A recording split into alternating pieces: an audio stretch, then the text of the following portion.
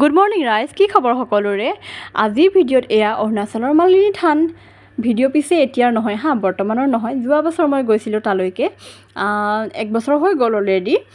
গতিকে মই ভাবোঁ সকলোৱে যিসকলে ভিডিঅ'টো চাই আছে সকলোৱে তালৈকে গৈছে। ভিডিঅ'টোৰ বিষয়ে তেনেকৈ একো মোৰ ক'ব লগা নাই, আপোনালোকে হয়তো তালৈ গৈছে, তাৰ বিষয়ে সকলোৱে জানে, সকলোৱে জ্ঞাত হয়।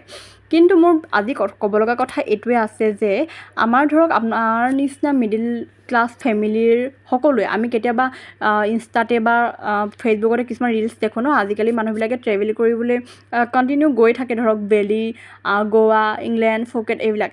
কিন্তু আপোনালোকে ভাবেনে সেইবিলাক দেখি আমাৰ যে মনটো দুখ লাগে? আমাৰ মনটো দুখ লাগিবলগীয়া একো কথা নাই, কাৰণ আমাৰ অসমতে এনেকুৱা কিছুমান ঠাই আছে যিবোৰৰ পৰা আমি অকল সৌন্দৰ্য বুলি নহয় হা, আমি সকলোৱে তাৰ পৰা বহুতো জ্ঞানো আহৰণ কৰিব পাৰোঁ। যেনে ধৰক তেজপুৰ, ডিব্ৰুগড়, শিৱসাগৰ, গুৱাহাটী, নগাঁও আৰু আমাৰ ওচৰতে থকা শিৱসাগৰৰ পৰাতো আমি বহুত কিবাকিবি শিকিব পাৰোঁ ন। তাৰ পৰা আমাৰ ৰজাদিনীয়া বহুত কিবাকিবি কথাও জড়িত হৈ আছে।